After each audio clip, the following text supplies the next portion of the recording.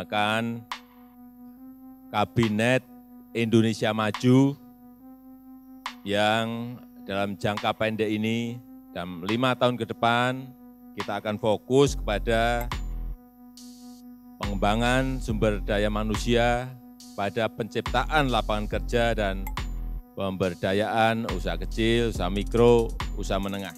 Kita untuk negara bisa aja membubarkan lembaga, bisa aja reshuffle. Udah kepikiran kemana-mana saya. Ya, saya kira kalau memang tidak baik, ya saya akan bilang saya ganti. Bisa aja minggu depan, bisa aja bulan depan, bisa aja tahun depan. Ini lebih baik di dalam kerja timnya. Kerja timnya. Sejumlah tantangan mewarnai periode kedua pemerintahan Presiden Joko Widodo dan Wakil Presiden Maruf Amin. Mulai dari pandemi COVID-19 hingga penolakan terhadap Omnibus Law Undang-Undang Cipta Kerja.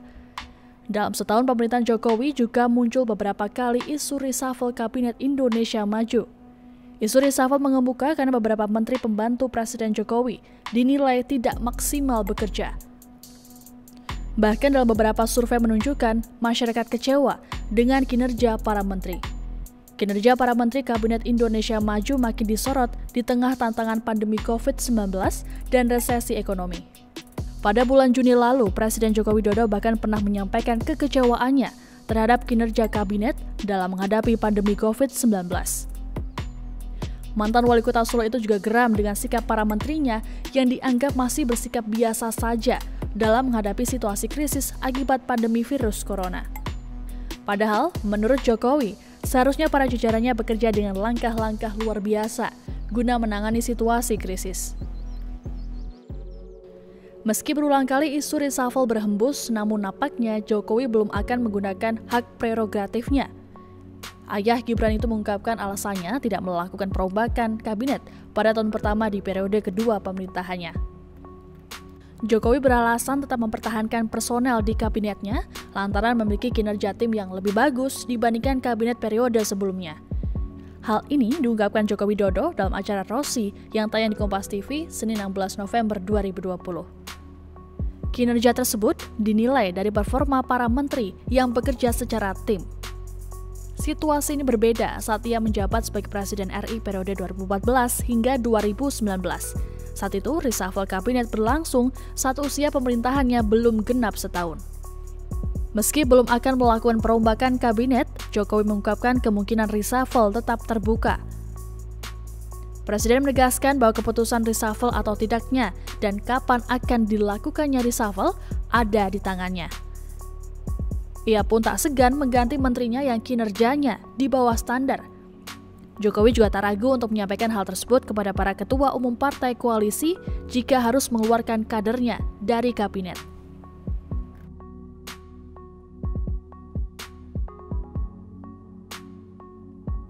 Lebih lanjut, Jokowi juga membantah bahwa hak prerogatifnya tersebut menjadi pengecualian terhadap menteri-menteri yang berlatar belakang dari partai politik termasuk juga ketua umumnya. Seperti yang diketahui, pada periode kedua ini Jokowi memiliki 17 menteri yang berasal dari parpol dan 3 diantaranya merupakan ketua umum partai, yakni Menteri Pertahanan Prabowo Subianto yang juga menjadi ketum Gerindra, Menteri Koordinator Bidang Perekonomian Erlangga Hartarto yang merupakan ketum Golkar, dan juga PLT Ketua Umum Partai Persatuan Pembangunan atau P3 Suharto Monoarfa sebagai Menteri Perencanaan Pembangunan Nasional. Sementara itu, Wakil Presiden Maruf Amin menjelaskan wacana perombakan kabinet memang belum dibahas dengan dirinya. Hal ini terungkap dalam tayangan catatan Najwa di kanal YouTube Najwa Shihab yang diunggah pada Selasa 20 Oktober 2020. Maruf menjelaskan perombakan kabinet merupakan kewenangan Presiden. Mantan Dewan Pertimbangan Presiden ini juga menjelaskan bahwa evaluasi kinerja kabinet memang belum dilaksanakan.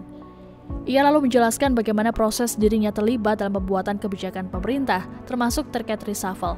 Maruf mengungkap dirinya baru akan diajak berdiskusi apabila ada sesuatu yang penting dan membutuhkan saran darinya.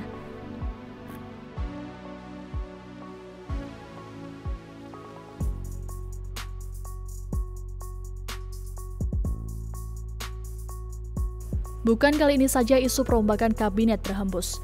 Desakan dari masyarakat juga muncul lantaran ada menteri yang dinilai tidak berkinerja baik.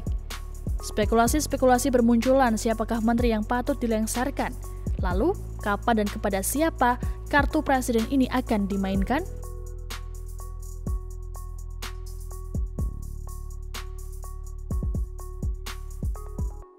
Terima kasih sudah nonton.